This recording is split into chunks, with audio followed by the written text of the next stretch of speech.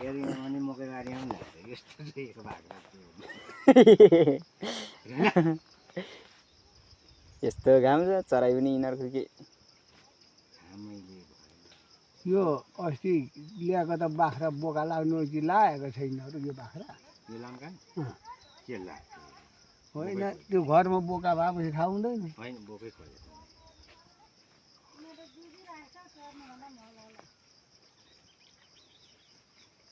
आज कान्छी त नआएर फुर्ती फार्ती भयो हल्लारले भने जस्तो कतै पानी आउँछ कि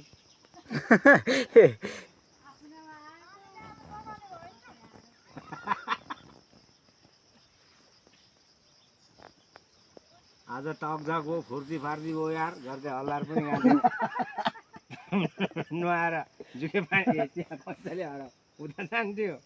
आज बुहारी पनि गाँथ्यो नुहाएर फुर्ती फार्ती हो भरे गाँथ्यो कान्छालाई भन्नु म त यार आज नुहाएर फुर्ती फार्ती भयो भन्नु ए अब बोल्नु छैन अब भेट्छु कस्तो नुहाएर फुर्ती फार्ती भन्दा पनि भेट्छु त भनेर भन्नु खुस्रे यो ल है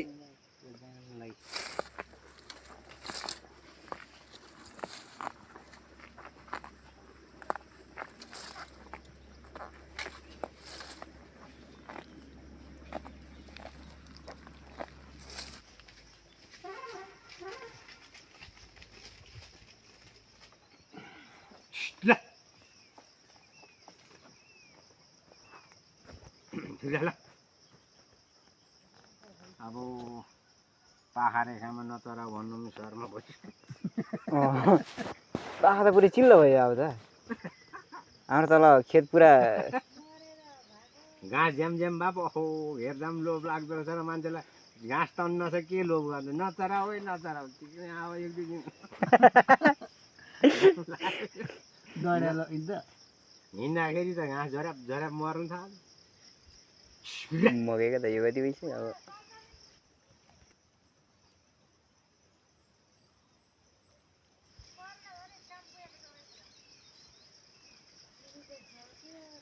अब हिउँदे मकै छर्नुपर्छ क्या साउन लागेपछि पानी आउँछ मजबुतले सल्लाह गर्ने सबैले अनि हाइब्रिड मकै किनेर ल्याउने पानी आउँछ नि त मूर्ख अब यो मरिसकेको यो त अलि आदिश्वर हरि छ र बना अनि सब सल्लाह गर्ने हिउँदे मकै छर्ने एउटाले मात्रै छर्यो भने बाँदरले घरमै आएर गाँथ्यो आक्रमण गर्ने होला आफू हिँडेको बेला पनि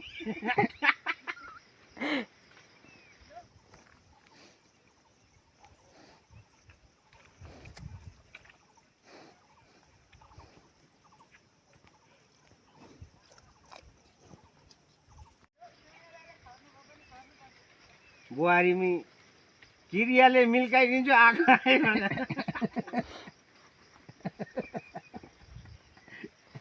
किरियालाई मार्नु पर्यो भनेर चाहिँ सकिनँ भने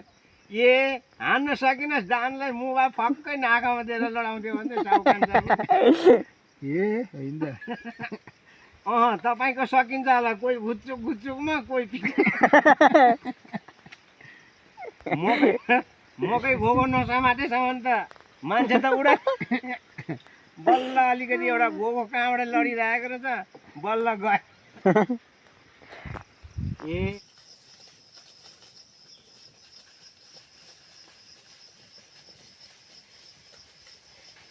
ए घुनले खाएका मकै पनि लगे गर्दै खुसले यो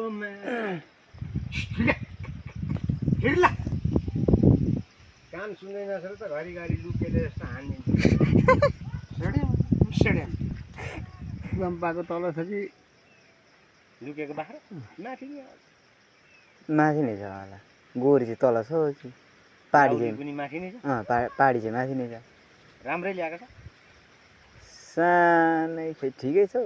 कति हजार 25,000 भन्थ्यो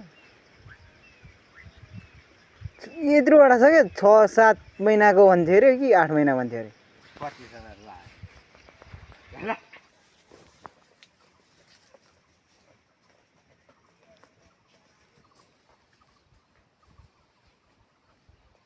बुढाले खै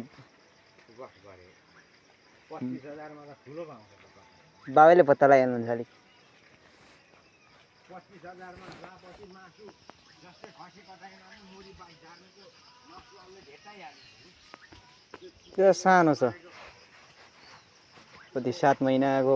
हे अब तँलाई साथी मलाई बिहानदेखिको ए लु बाटो लागिहाल्यो बुढा यहाँ बाटोले पुरा ओह्रालै जान्छ लगा न ओह्रालै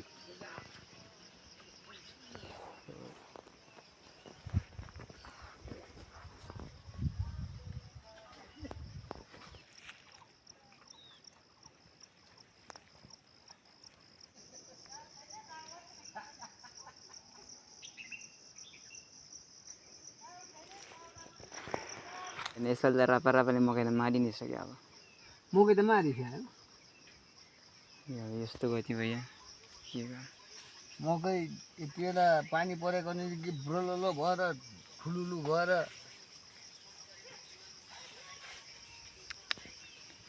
पर्नु छ पर्दैन आज बिहान पनि थालिसकेको थियो म त पर्दो रहेछ आज चाहिँ भनेर छिटो छिटो घाँस काट्छु त अब घाँस पनि के काट्नु सक्यो घाँस पनि ए